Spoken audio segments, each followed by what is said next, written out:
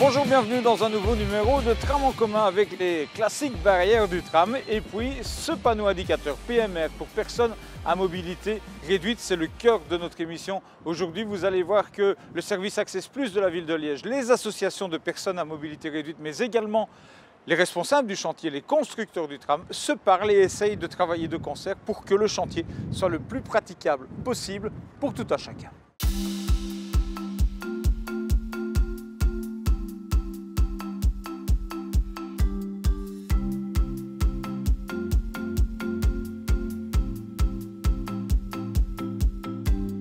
Une personne à mobilité réduite, c'est une personne dont la mobilité est diminuée pour quelque raison que ce soit. Donc ça peut être une question de handicap, ça peut être temporaire, ça peut être définitif. Pour une personne handicapée, c'est définitif. Pour une personne qui est provisoirement en mobilité réduite parce qu'elle s'est blessée, c'est temporaire. Ça peut aussi concerner des personnes qui transportent des lourdes charges ou des gens qui poussent un landau. Ça peut être aussi évidemment des personnes qui ont un handicap sensoriel, un problème sensoriel ou un problème intellectuel, puisque l'accès à la communication n'est pas le même alors pour une personne qui a une déficience intellectuelle.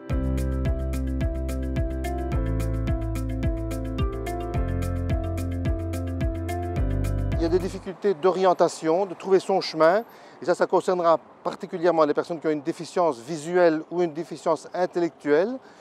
Il y a les difficultés liées à la mobilité physique, donc c'est tout ce qui concerne les cheminements, leur largeur, la qualité du revêtement du sol, la qualité des traversées, des passages d'obstacles comme des bordures, la largeur du cheminement. Ça peut aussi concerner des problèmes de hauteur, d'inclinaison, etc. Donc il y a toute une série de problèmes matériels qui peuvent être générés par un chantier.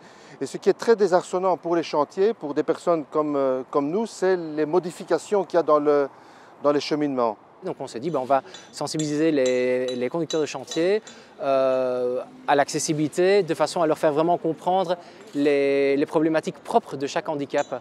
Donc comment se passent nos sensibilisations? En fait, on a des cannes blanches, des bandeaux, des chaises roulantes que vous avez eu l'occasion de voir d'ailleurs. Et simplement, on met les personnes en situation. Alors on dit souvent, si je vous demande est-ce que c'est compliqué d'être une personne en fauteuil roulant, vous allez me répondre oui, effectivement. Mais quand on met les gens en situation, en fait, ils ont cette compréhension, on va dire, musculaire de la chose. Et donc ils comprennent effectivement bien la difficulté qu'il peut y avoir à un moment donné à franchir une rampe ou se déplacer dans l'espace urbain. Nos hommes, en travaillant, des fois vont déplacer une barrière pour faciliter, leur travail. Et quand une personne valide, on n'est pas toujours conscient des difficultés que peuvent rencontrer une personne PMR. Et donc, d'un premier coup d'œil comme ça, on pense que c'est correct et que c'est tout à fait faisable. Mais en réalité, voilà, non, c'est difficile en tout cas pour certaines personnes de pouvoir passer à certains endroits. Oui.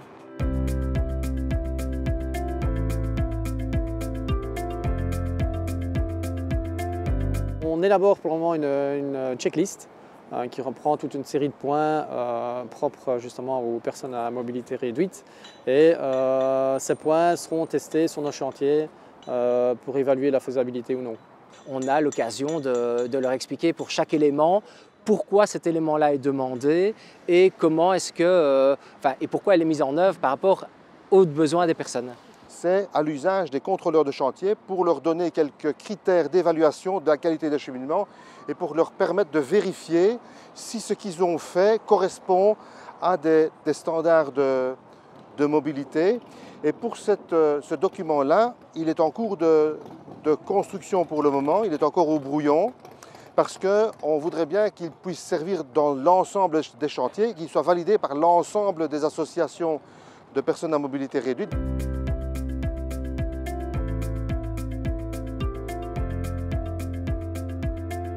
La mise en place d'une procédure pour signaler les problèmes et signaler les problèmes pour essayer de trouver des solutions dans les meilleurs délais. Ça, c'est une chose et c'est ce petit flyer qu'on va distribuer à un maximum de personnes.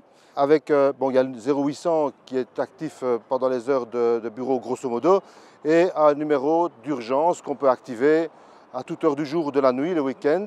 Ça, c'est une première aussi, à mon avis, au niveau de l'organisation d'un chantier, où évidemment, c'est un chantier de grande ampleur, mais ça pourrait s'imaginer pour n'importe quel chantier. En fait, ça concerne à peu près 35-40% des usagers de la voie publique.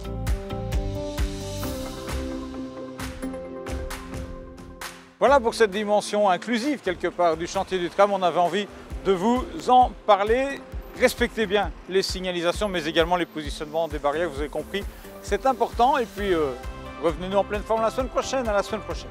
Le tram, on l'a toutes et tous en commun.